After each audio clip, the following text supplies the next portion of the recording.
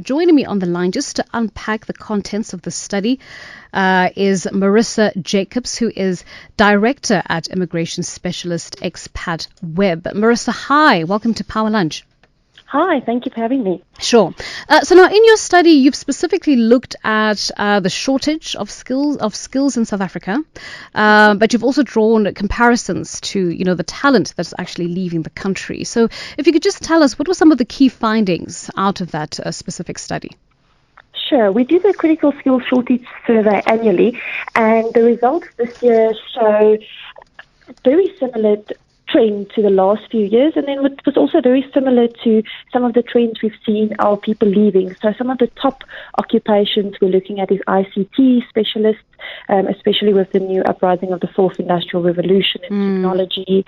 Engineers always up there, artisans like you mentioned before, then senior executives in both financial and other areas, as well as the health sector. We've seen a significant jump in the health sector. That's probably the most noteworthy jump, and that pertains to professional or specialist positions as well as nurses, where we've seen a significant rise in local employers that are struggling to find these skills locally and on finding themselves needing to expand their recruitment efforts internationally in order to find these skills to fill positions in South Africa. Did your study look into the possible reasons, the possible drivers for some of these talents leaving the country? Why has there been such a notable increase of skilled and qualified professionals opting to recruit themselves, or at least to offer themselves up to places outside of this country? The survey focused more on organizations and the skills that they need to attract from abroad. But I do think an interesting comparison to draw is when we lobby with the Department of Home Affairs for certain skills to be imported into South Africa, one of their first questions is always, what opportunities are those organizations giving for South Africans to gain international experience? Are they also sending South Africans to the multinational branches abroad to gain that experience, to be able to come back to South Africa to then impart on that global knowledge that they're gaining? So there's definitely a shift in both government and in business to send South Africans abroad to gain that experience, because we see lots. So if there's a large multinational in South Africa and they're looking for skill in the executive group, they want someone who understands how Africa works, and if you want that skill and you can't find it in South Africa, you are going to recruit a foreign national. But if you actually then, as part of your concession planning, say, let me simultaneously send a South African abroad so that that South African can then later come back and take up that position, that makes beautiful sense. So South Africa is in this mix as well, that the global community is also facing this problem of retaining their talent. South Africa is facing the same problem as well of retaining its skilled cohort. Do you think as a country we're doing enough to retain our qualified professionals, our skilled professionals, or is there more that can be done? There's definitely more that can be done. I think there's always more that can be done. I think you can ask that question to any country and you'll get a similar response. I definitely think there's more that can be done. What are those things? Brilliant question. Perhaps a question for our next survey. Yeah. We have a couple of callers on the line, but something that I would like for you to think about perhaps is, looking at the destination countries that were marked in your study, the United Kingdom, New Zealand, Australia. What is it about those particular countries that make them so enticing to our own to perhaps leave for greener pastures? Just something to think about while we go to Clive in Pimville. Hi, Clive. Hi, how are you? Good. How are you? I'm good. When I heard you introduce this segment, one of the first questions that came to mind about your guest and the research is, one, what race is leaving, like the bigger percentage of race that's leaving, and the artisans, when they're leaving, where they're going. And the third factor is, recently, in the last 5 years or so, there's been a problem in Australia where people from Australia were complaining about the South Africans who are taking their jobs, and the fact that there are people who are coming back. There's a trickle back of people who left who are coming back to the country. So I don't know if the research shows that or something like that. Because, yes, teachers are leaving, nurses are leaving, but there are those who are coming back. Yeah, I don't think the study does actually deal with that, but we'll pose the question to Marisa anyways. Marisa, I wonder if you heard some of Clive's questions there, the first being about the demographic cohort that's actually leaving. Perhaps you have some information there on the race that's leaving, as well as artisans. Where exactly are the artisans going? Where is the demand for artisans?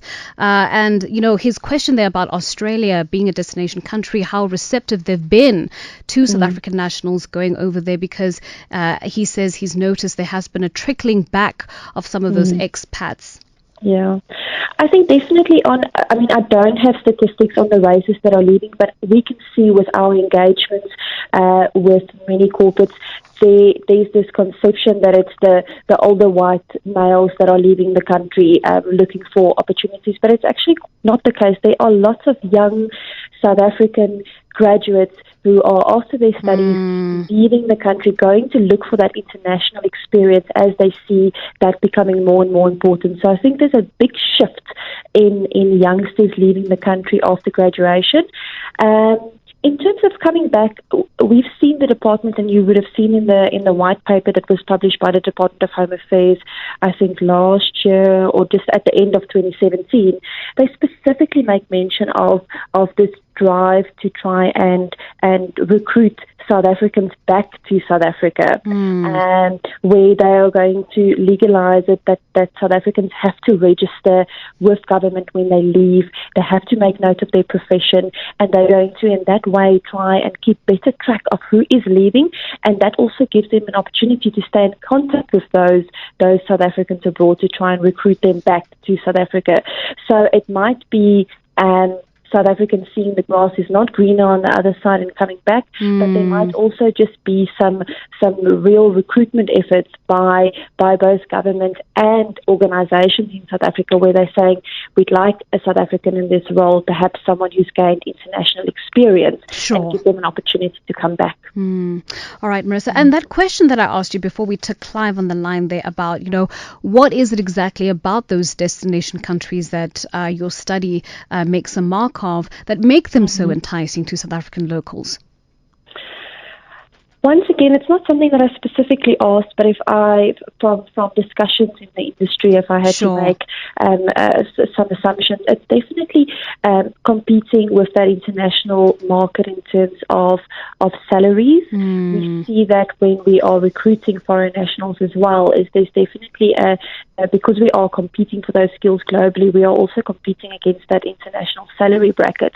And then I do think it's South Africans who are noticing the need to expand their experience, go there, and we can see that there are many that are going there with the absolute intentions of coming back. Okay, that's interesting as well.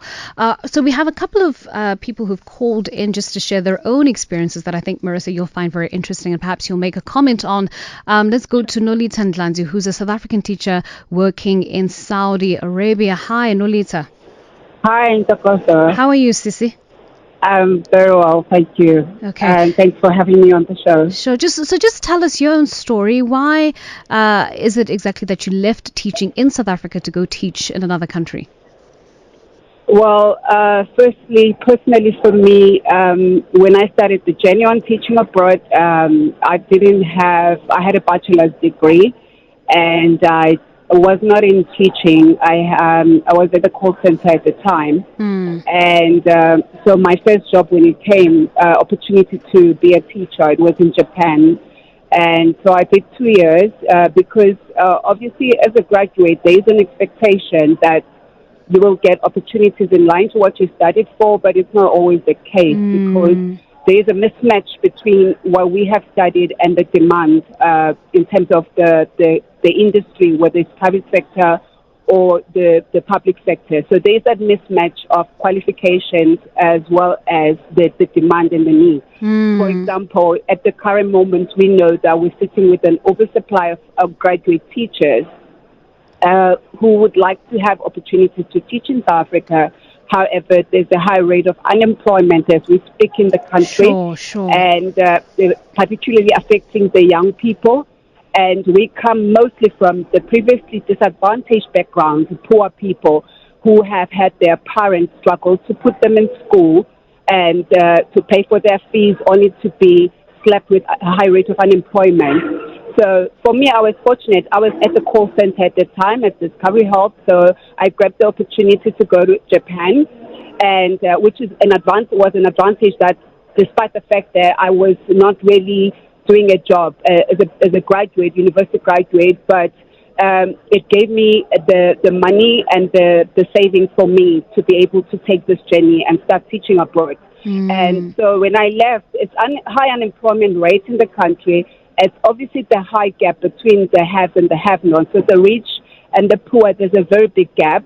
And those that are coming from disadvantaged backgrounds, normally they trust that education will be the only way out of the circumstances and the situation. So when they're met with unemployment, they become very frustrated. So the journey to start the work abroad, then it is another opportunity to gain experience, to gain exposure, like Marisa has said, that some people, they get the experience to teach abroad and the opportunity to earn.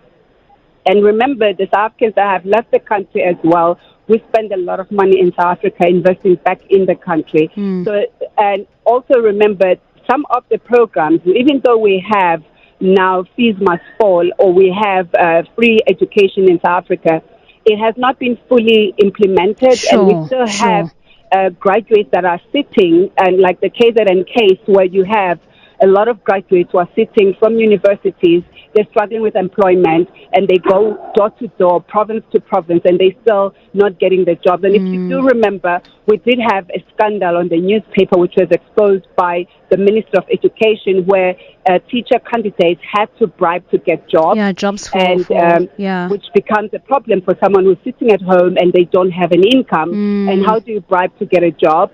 And we also have the challenge of SGB teachers, like those teachers who are willing to earn peanuts. They get paid about 1,000 rand per month, 100 rand per day. They're willing to take just about anything from the school governing bodies because they would like to gain experience and they want to develop the country and they want to contribute to the country. But imagine your parents having put through schooling from loan sharks money, as well as having to sacrifice and make a lot of sacrifices. However, you're earning 2,000 or 1,000 rand per month, and you're supposed to put food on the table, and you're supposed to help some of your siblings, and you're supposed to carry the torch in your family. So those are some of the reasons that make South Africans, especially those that come from underprivileged or previously disadvantaged backgrounds. Okay. I think we got the gist of Nolita and Lanzi there. Let's go to Uluto as well in Midrand. Hi, Luto. Hi, Susie. How are you? Good. So you left the country to work in China. Yes. Is your story similar to Nolita, where, you know, as a graduate, you were struggling to find employment? Mm-hmm. Yeah. So yes, my story is very similar to that of Nolita's because I had just graduated. I was 22 years old at the time, and immediately afterwards, I decided to apply for a job in China. And fortunately, I did get the job, and I stayed there for a year and a half. So one of the reasons why I left, it was not only just because of the high unemployment rates, because that is, we would sound very redundant if we were to keep talking about that, but also it was because of the crime in South Africa. There's so many things that go on in South Africa that push graduates specifically towards other countries. As much as it becomes a brain drain to South Africa, it is, let me say, it would be unfair if we were to say that graduates must stay here and try and find SGB jobs like Unalita just mentioned. Okay. So that was one of the reasons. That was one of the main reasons why I left to South Africa. Sure. And secondly, if you were to ask any graduate or any teacher that is working abroad currently teaching English, you would find that we all have similar answers as to why we left our home countries. Yes, it's not easy. Anyone would tell you that it was not easy. Yes, the money would be good and the experiences might be fine, but it's not easy leaving your home country to pursue your dreams somewhere else. Mm-hmm. And I was going to say that one of the reasons that people decide to leave South Africa, the teachers who have experience teaching here, is because of how the schools are set up currently in South Africa. Mm-hmm. There's so much that pushes teachers away that I don't want to blame the government because, yeah, that's a topic for another day. They feel like the government doesn't do much for them in order to protect them. Okay. So because of those reasons, that's why we have a brain drain right now. Okay. All right. Thank you, Luto. Let's go to Gugu from Pretoria. Gugu, hi. Welcome to Power Lunch. Hi, how are you? Good. How are you? I'm good, thank you. I'd like to comment Sure. on Nodita and Luto's views. As a graduate in South Africa, I really understand where they come from. I've been unemployed for 3 years now. And to be honest, it wasn't the first option that she looked at in teaching abroad or taking a job from abroad.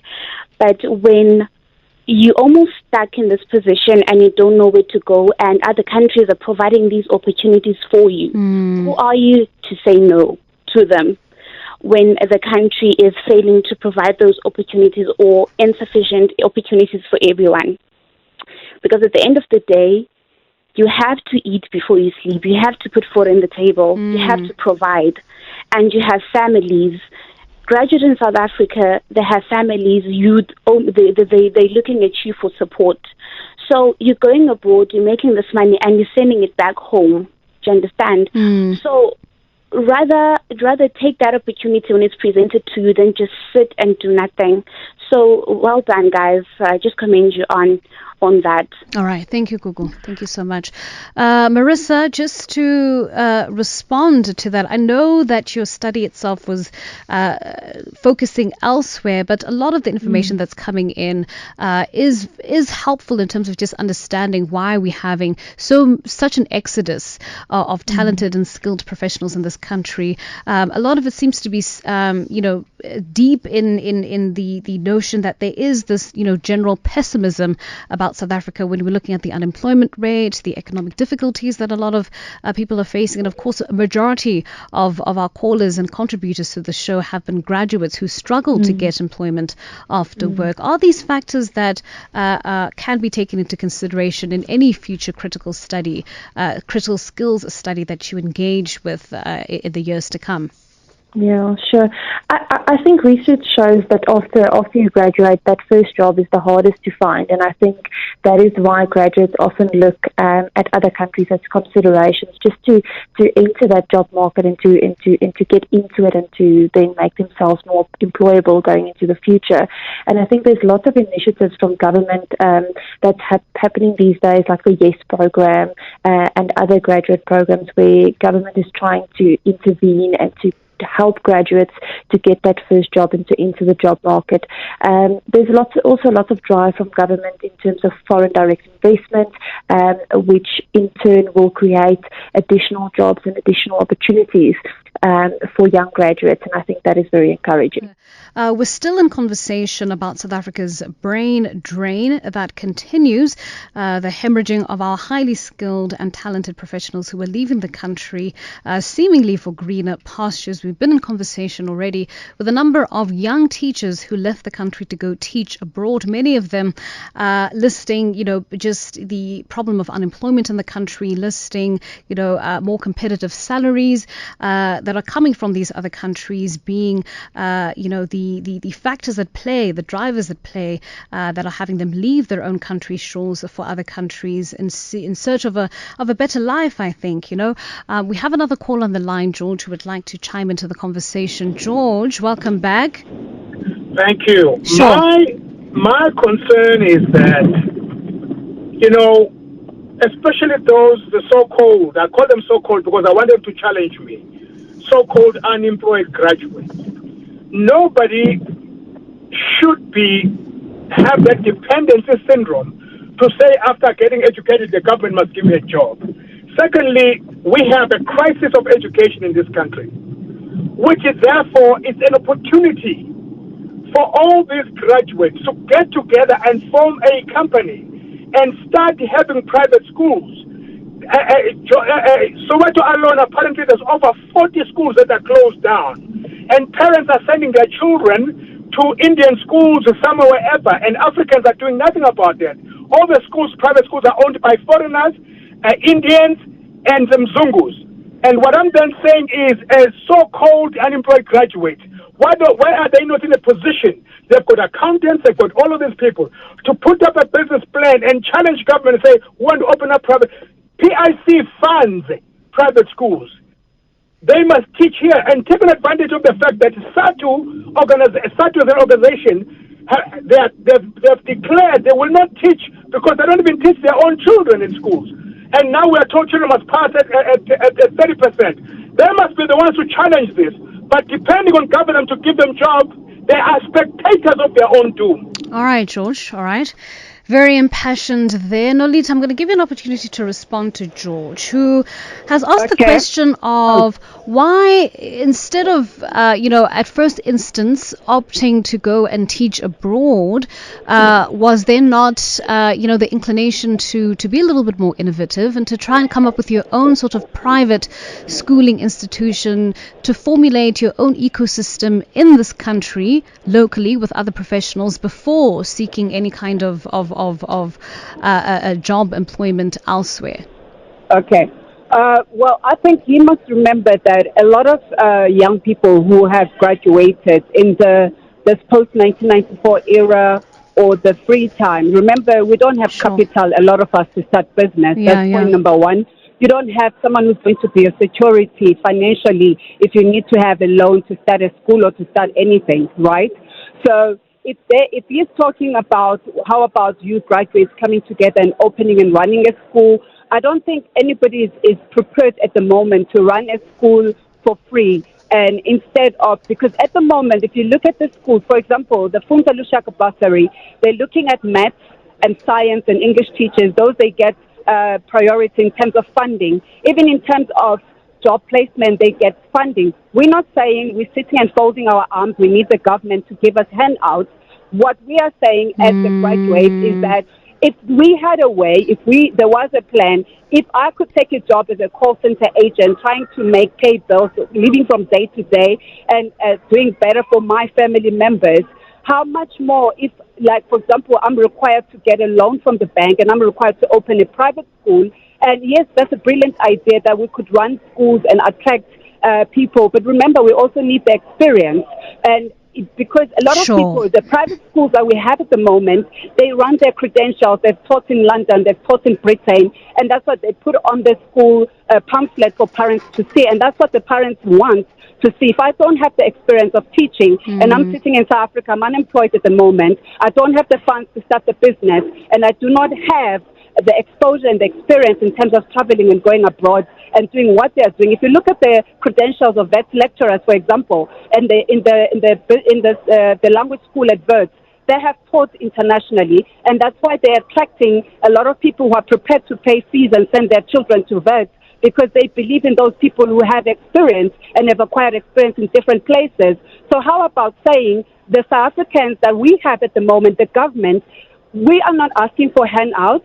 Yes, the government, we are asking that we should have free education. We look at the Cuba model, for an example. The Cuba model, they have doctors who work in 67 countries in the world who are exported by Cuba, and government gets something in return to put back and invest in their country because they've invested in education of their doctors. How about the government jump in, because we have the oversupply of teachers and we're sitting with graduates who don't have capital to start school, who need experience, and we're sitting with people who would like to make a difference in their countries. How about saying then, look at the government. What is our government also not looking at the opportunity and looking at other models of other countries, what they have done in terms of improving the lives of the ordinary citizens? So they could also look at the Cuba model. Sure. Sorry to cut Nolita there, but we do need to take a couple of other callers who would like to have their say as well. But I am inclined to agree with Nolita, because I do think even finding jobs abroad is a form of taking initiative, with regards to whatever circumstances you may find yourself in as an unemployed graduate. And so perhaps, that question that George was asking about, whether or not there's an over-dependence on the government, I think in this instance, they are displaying the fact that, we don't have an overdependence on the government. We are taking initiative for our own lives, and we're just seeking employment elsewhere where it can actually be found. Let's go to Tumi in Benoni. Hi. Hi, how are you? Very well, sir. How are you? I'm great. Great topic. I think my contribution is that I don't think it's a bad idea for people to go work outside, because I think most often South Africans have been more inward. And I myself was an expert. I worked in Madagascar for 2 years. And I always say that the moment you step out of the borders, it's an international competition. You compete with everyone all over the world. So it strengthens your skills, and coming back, those people will be able to come and add value to the country, and also maybe even establish their own businesses. So it's most citizens in a lot of countries are doing it. I don't think it's any unique to us to say there's a brain drain. If there's a brain drain, there's also people that are coming in from elsewhere that possess certain skills. So all right. It's not a bad thing at all. Okay, thank you so much, Tumi. Our conversation is drawing to an end, but I really would like to give Marisa Jacobs, who is our guest for the show today, just some closing remarks. I found it very interesting, Marisa, just those final words used by Tumi there, who said it's fine if we have a number of South Africans, leaving the country for greener pastures, because that also means, we're opening up to the prospect of having foreign nationals come into South Africa and transfer their skills to this country. Do you think that's a workable solution, something that we can, look at as the silver lining in all of the brain drainage that's happening? The fact that, there are also other foreign nationals coming into our own shores to start their own lives here. Yeah, absolutely. I agree with Tumi. The brain drain is not a South African phenomenon. It is something that is happening all over the world. All those skills that we see a shortage of in South Africa, there's also a shortage of nurses in America, and there's also a shortage of technology professionals in Australia. So it's not something that's unique to South Africa. There are also professionals from other countries who are leaving their countries also in search of that international experience and exposure. And I think it's an excellent idea for young graduates to go out, gain that international experience. And I then just also think, as a last remark from me, is as a young professional who is finishing their matric and who is deciding what their career opportunities is going to be, go have a look at the critical skills list. Go have a look at survey results to see what it is that employers are currently seeking in terms of skills, and upskill yourself in an area where there is opportunity for you to find a job after you graduate. I think that makes perfect sense. Absolutely. Marisa Jacobs, thank you so much for joining us. Thank you. That was Marisa Jacobs, director at immigration specialist company Xpatweb.